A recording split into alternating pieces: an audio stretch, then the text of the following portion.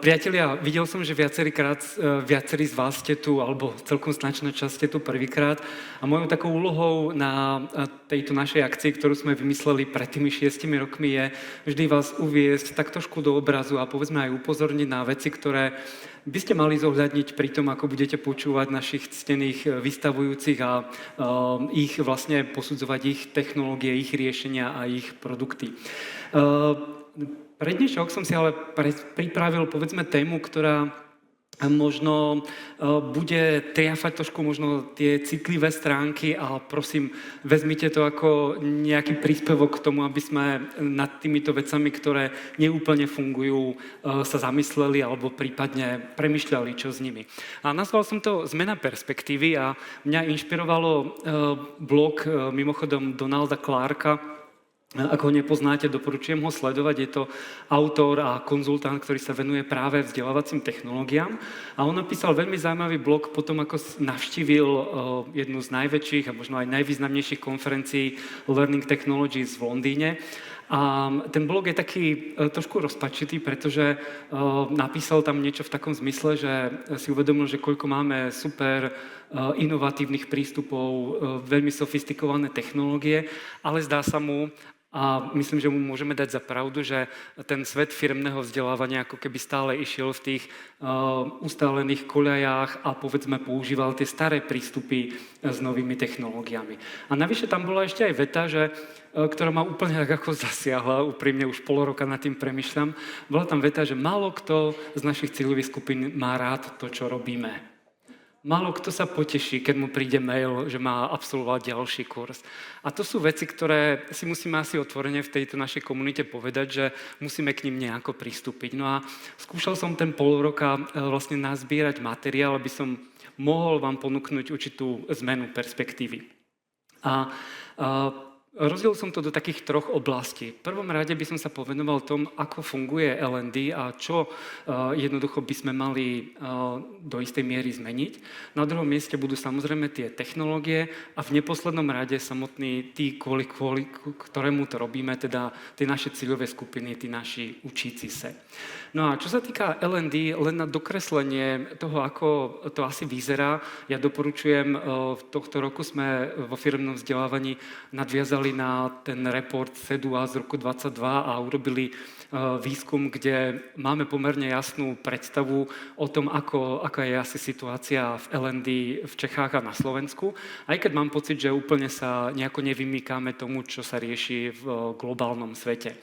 No a jedna z najzaujímavejších otázok, alebo takých najkontroverznejších bola, akú technológiu alebo aký nástroj profesionáli vo firmnom vzdelávaní používajú najviac.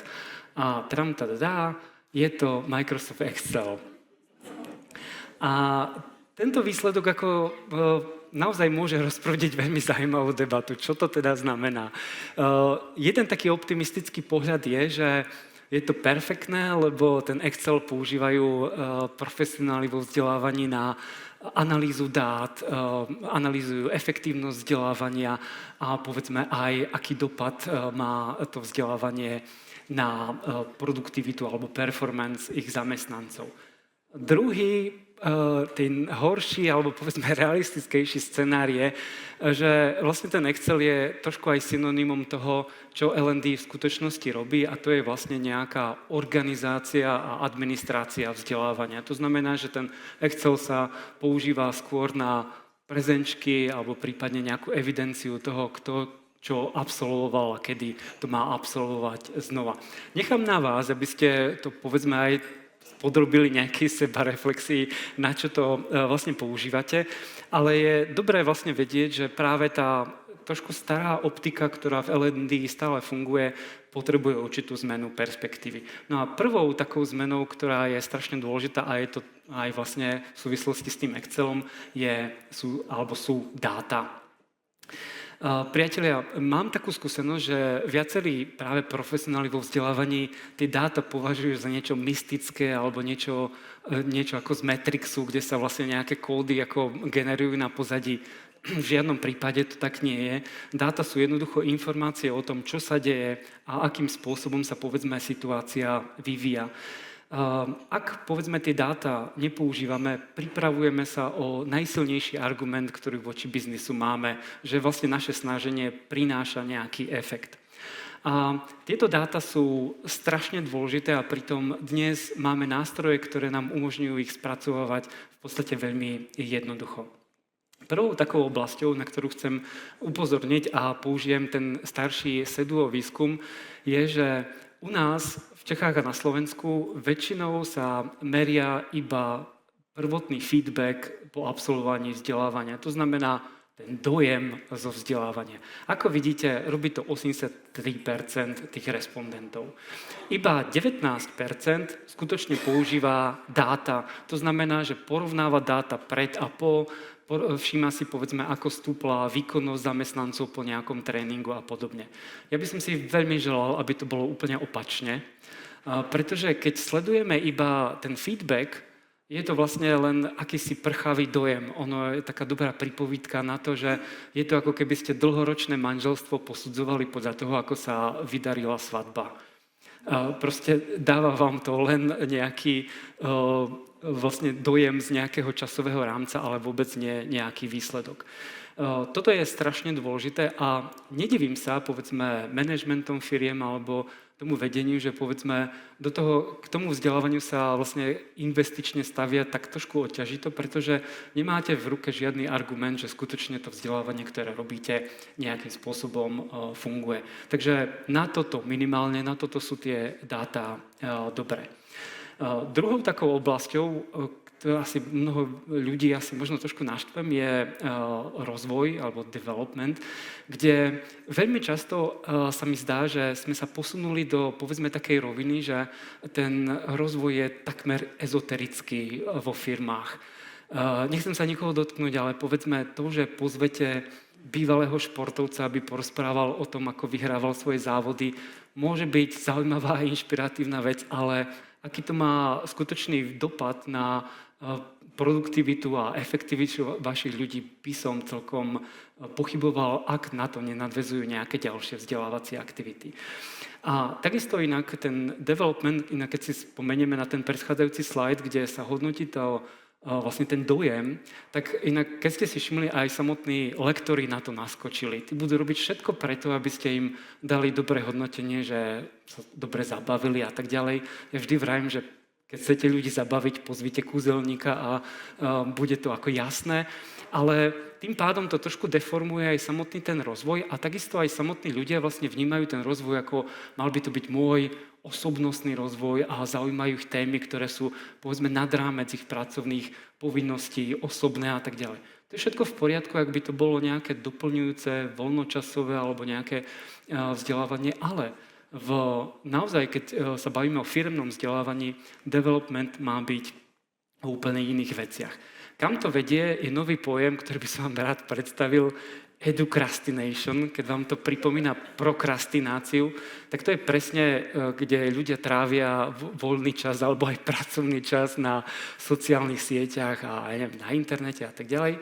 Educrastination je vlastne takéto trávenie voľného času alebo pracovného času konzumáciou vzdelávacieho obsahu. Všimnite si, že v súčasnej dobe aj vzdelávací obsah je veľmi nízkoprahový, veľmi otvorený a vlastne môžete počúvať podcasty celé dni, sledovať inšpiratívne videá a tak ďalej. Ľudia majú pocit, že sa vzdelávajú. Hej, že to bol produktívny deň, vypočul som si 4 podcasty a tak ďalej. Nechcem to samozrejme takto trivializovať, podcasty sú fajn, ale tá edukrastícia vlastne je taký ako domnelý rozvoj, pretože väčšinou tí ľudia už s tým nerobia nič. Hej, jednoducho vypočujú si, to je tak ako s motivačnými knižkami, ako dalo by sa to zhrnúť do jednej vety, ale hej, strávite s tým čas a máte pocit, že niečo ste pre seba urobili. Tá edukrastícia ešte môže byť veľký problém, takže skúsme sa nad tým zamyslieť. Keď hovoríme o skutočnom developmente, malo by ísť o tzv. Skilling. Nie nadarmo je to jeden z najdôležitejších trendov za posledné roky. V developmente by sme mali, keď som už spomínal tých športovcov, tak my by sme mali byť ten realizačný tím, ktorý sa o tých zamestnancov stará tak, aby podávali čo najlepší výkon. to je vlastne celé. Samozrejme, ľahko sa to hovorí, ťažšie sa to realizuje, ale ten skilling znamená, že jednoducho, jednak by sme mali byť schopní analyzovať, čo tým ľuďom nejde, a naopak aj v čom sú výborní a toto ďalej posilovať. Tento skilling si myslím, že ocení aj biznis a keď, povedzme, zamestnanci majú aj záujem o tej ďalšie témy kľudne, ale nemalo by to byť podstatou toho rozvoja. Tak sa sami dostávame do slepej uličky, že nakoniec nám zoškrtajú rozpočet, pretože to nemá žiaden efekt, takže pozor na to. No a tretia vec v L&D, už som to viackrát spomenul, my jednoducho nemáme dobré postavenie v rámci biznisu. Keď vlastne nedokážeme relevantne vlastne zdôvodniť, ako tá investícia vlastne prispieva k nejakému profitu samotnej firmy, jednoducho nikto sa s nami nebude baviť. Možno si pamätáte, aj vo firmnom vzdelávaní sme písali o tom, že vlastne head of L&D by mal byť v tom C-level manažmente. To je super, ak by tam bol, ale vlastne bez naozaj nejakého backgroundu, to znamená, nemáme jasné dáta, nevieme jasne dokladovať, čo robíme a aký to má efekt. Jednoducho to nebude vôbec prínosné. Čo biznis zaujíma, je performance. To znamená, ja viem, že je to veľmi tak ako láme to taký ideál toho vzdelávania, že by sme mali ľudí rozvíjať a všetko je také ako pekné, ale biznis je pomerne tvrdá oblasť a jediné, čo vlastne ľudí zaujíma, je ten výkon tých ľudí. A ak to dokážeme našim vzdelávaním a našimi rozvojovými aktivitami zabezpečiť, vtedy vlastne budeme relevantným hráčom pre biznis. Takže tá zmena perspektívy pre L&D spočíva naozaj v pomerne pragmatickom zameraní na to, čo biznis od nás chce. Viem, že nehovorím možno pre mnohých z vás nejakú novú vec, ale myslím si, že by to malo padnúť. A keď budete pozerať sa na vlastne nové produkty našich vystavujúcich, skúste vlastne vnímať aj to, či to produkuje nejaké dáta, či to bude prispievať výkonnosti našich zamestnancov. Tak a čo sa týka samotných technológií, dnes o nich budeme veľa počuť aj som rád, že vlastne, inak my sa nikdy s Tomášom nedohodneme, čo bude im vždy ako ani sa nepýta, že o čom budem hovoriť. A keď sme si len vymenili vlastne prezentácia a Tomáš mi zdieľal, aké otázky vám položí, tak som povedal, sme fajn synchronizovaní. Takže poďme na tie technológie. Technológie, samozrejme, keď sa pozriete na vývoj vlastne trendov v firemnom vzdelávaní za posledných 10 rokov, keď sa na to pozriete detailnejšie, vidíme, že jednoducho technológie naozaj sú takým motorom alebo iniciátorom určitých trendov. Asi ťažko môžeme robiť personalizované vzdelávanie, ak nemáme k tomu nejakú príslušnú technológiu, alebo napríklad také ako mobilné vzdelávanie, bez tej technológie to proste nemá zmysel. Keď sa na to pozriete, ale každý trend nejakým spôsobom využíva existujúcu technológiu a posúva to firemné vzdelávanie trošku ďalej. A keď sa ako kriticky pozrieme, čo sa všetko z toho dokázalo dostať do reálneho firemného vzdelávania, trošku poskromne budeme asi uvažovať, že úplne ešte máme čo doháňať. Samozrejme, že vy ste tu aj hlasovali, že asi dominantnou technológiou bude tá umelá inteligencia. To je jasné, ale stále by sme mali hľadiť na to, čo jednoducho s tým dokážeme urobiť. Ja občas na tých konferenciách týkajúcich sa firemného vzdelávania alebo HR a podobne počúvam nadšených ľudí, ako sú naozaj nadšení používatelia umelej inteligencie a tak zistíte, že ja neviem, plánujú si dovolenku s umelou inteligenciou alebo robia jednoducho niečo úplne jednoduché. To je ako naozaj ísť s obrovskou technológiou na triviálne veci. Poďme sa pozrieť, v čom by mala spočívať zmena perspektívy. Keď ste hlasovali, inak ja tu mám aj výsledok výskumu, ktorý sa volá AI in L&D, The State of Play. A tam vyšlo nasledovné, že tých 5% sú ľudia, ktorí už dokázali do firemného vzdelávania tú umelú inteligenciu implementovať priamo do procesov. To znamená, že už je to nejako integrované do toho, čo tí ľudia robia. 35% to v strede sú ľudia, ktorí nejakým spôsobom čiastkovo skúšajú niektoré veci, pilotujú ich alebo s nimi nejakým spôsobom pracujú na nejakej základnej úrovni. A 30% tých ľudí hovorí, že s tým nejakým spôsobom experimentuje. Inak keď si všimnete, je to celkom pozoruhodné, že je to pekne to kopíruje tú krivku inovácií, ktorú poznáme pri každej inovácii, že na začiatku sú pár pionierov, ktorí vlastne skúšajú tieto veci, prví to implementujú, až potom sa pridáva tá ďalšia skupina. Myslím, že to aj celkom kopíruje to, čo sme zistili nielen v tom výskume firemného vzdelávania, ale aj v tejto chvíli. Nie je na tom nič zlé. Treba si ale uvedomiť, že na to, aby ste vlastne takúto technológiu implementovali skutočne nejakým spôsobom rozumne alebo zmysluplne, je potrebné zmeniť perspektívu. To znamená, ak si predstavujete, že všetko pôjde po starom a my do toho len ušetríme čas, že nemusíme vymýšľať vzdelávacie ciele, stačí ich, povedzme, nechať si vygenerovať, nie je to úplne to, čím by sme mali fungovať. A dokonca prichádza tu aj veľmi zaujímavá zmena, ktorá nám to nejakým spôsobom ani neumožní. Neviem, či ste si všimli, OpenAI minulý týždeň pripravilo vlastne nový model GPT, ktorý sa volá O1, čiže už tam nie je to ten číselný rad, ale znova máme začiatočný číselný rad. A je tam najdôležitejší posun v tom, že teraz vlastne ten model dokáže odpovedať, respektíve premýšľať nad otázkami oveľa komplexnejšie a dokonca s veľmi pokročilou logikou. Keď sa pozriete na také benchmarky, tak napríklad schopnosť komunikovať v angličtine sa mu vôbec nezmenila, ale schopnosť vlastne vnímať logické problémy je oveľa vyššia. Tam je napríklad taká bizarná vec, interne sa to volá GPT Strawberry, a napríklad ešte predchádzajúci model nebol schopný odpovedať na jednoduchú otázku.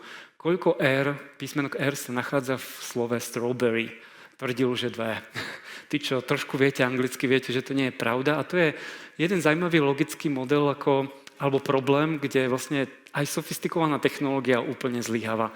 Nový model to už vie.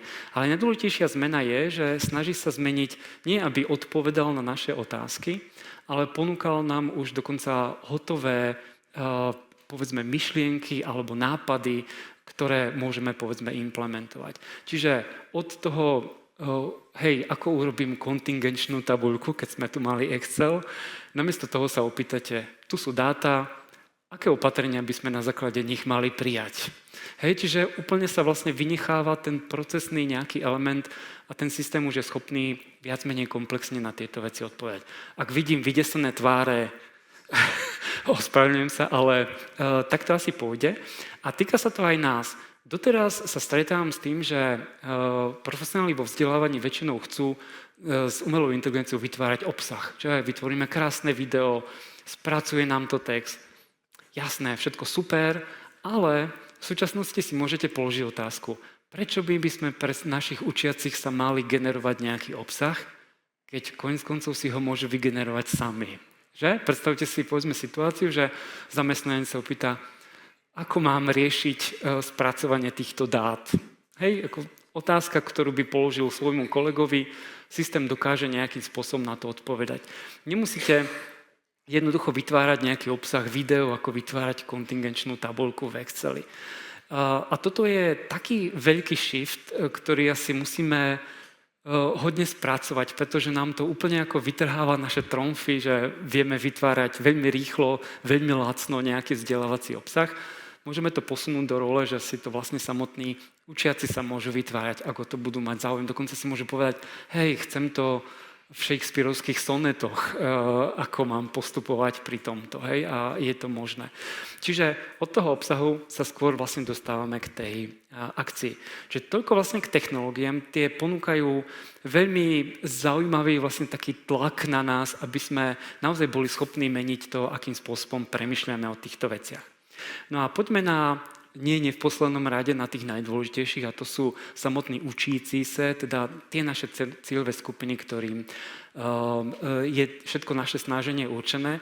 A keď pripomeniem tie slova Donalda Clarka, že nemajú úplne radi to, čo robíme, a to fakt je niečo, čo by nás malo mrzieť. Poďme sa na to pozrieť.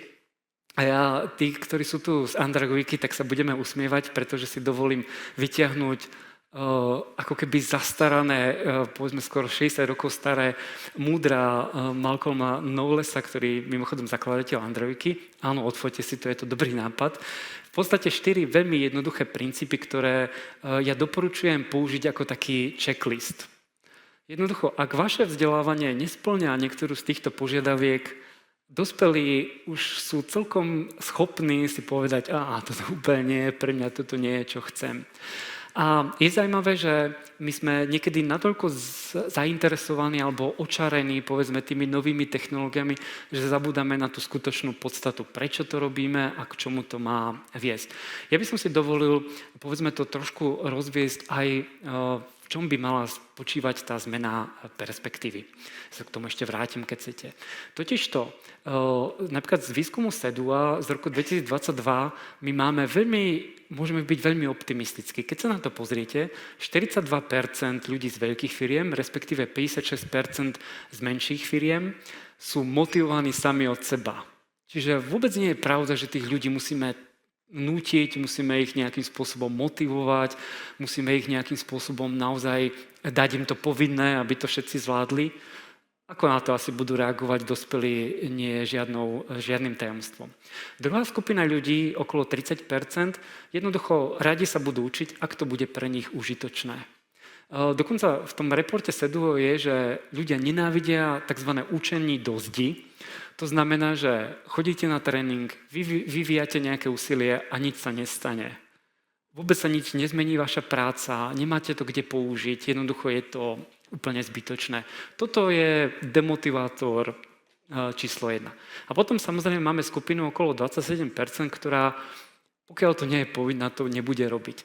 Tam by som doporučil, ak máte takúto skupinu medzi vašimi zamestnancami, opýtať sa, v čom je problém. Majú zlú skúsenosť? Väčšinou možno aj áno, už absolvovali všeličo a nechcú to znova zažívať. Čiže keď sa to ale zrátate, máme tu minimálne 70% ľudí, ktorí sú bez problémov ochotní sa vzdelávať, ak jednoducho to budú považovať za užitočné, ak to jednoducho bude spĺňať to, čo potrebujú. A všimnite si, že som spomenul, že väčšinou ako taká sa L&D bohužiaľ uchyľuje k takým taktikám, že to dáme povinné, že ako to milujú ľudia. Myslím, že to je úplne jasné, že to je niečo, čo dospelým ľuďom úplne nesedí. A všetci sa pýtajú, ako to máme inak robiť. Tak riešenie je tzv. Empowerment, zmocnení. Ak máme 70% ľudí, ktorí sú ochotní sa vzdelávať a ak je to užitočné, tak do toho pôjdu. Našou úlohou práve tá zmena perspektívy a zmena prístupu k našim učiacim by mala byť v tom, že im vlastne pomôžeme vybrať si obsah, ktorý je pre nich vhodný, ktorý potrebujú, lebo niekedy ľudia fakt nevedia jednoducho, v čom by sa mali rozvíjať a tak ďalej. Čiže naša úloha L&D tým, že máme technológie a tieto vybavia za nás, my by sme sa mali sústrediť práve na tú analytickú časť a v podstate aj poradenskú a konzultačnú pre tých ľudí, ako sa vzdelávať, akým spôsobom dosahovať ich profesijné ciele a podobne. A verím, že toto môže byť naozaj takým otvírákom pre ľudí, ktorí povedzme skutočne so vzdelávaním to myslia vážne. A posledná vec, neposledná, ako som zistil z mojich vlastne takých skúseností, my v L&D totálne ignorujeme tzv. Transfer toho naučeného. To znamená, že my považujeme, že samotný akt učenia stačí a potom už je to už na tých ľuďoch, ako to budú implementovať. Skúste si sa vžiť do kože zamestnanca, ktorý povedzme niečo sa naučí a príde naspäť do práce a snaží sa to nejako použiť a tým povedia, veď to rob, ako si to robil predtým, lebo my si to takto želáme. To je, ak nepripravíte podmienky na to, aby tí ľudia mohli to, čo sa naučili, používať, a to je podľa mňa aj asi najdôležitejšia zmena perspektívy vo vzťahu k týmto ľuďom. Jednoducho byť pre nich vlastne podporným prvkom, ktorý im vlastne tieto veci umožní. A inak keď si uvedomíte, aká je to vzdelávanie ako premrhaná investícia, ak povedzme ľuďom zaplatíme vzdelávanie, čo nie je úplne lacná záležitosť, oni do toho vynaložia nejakú námahu, čas, medzi tým nepracujú a my ich potom necháme, OK, tak si s tým robte, čo chcete. To je proste až trestuhodné.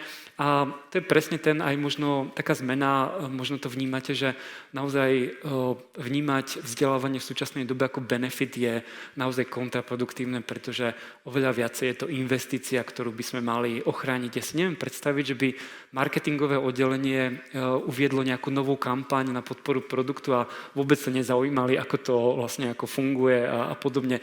To isté robíme my vo vzdelávaní a mali by sme to zmeniť.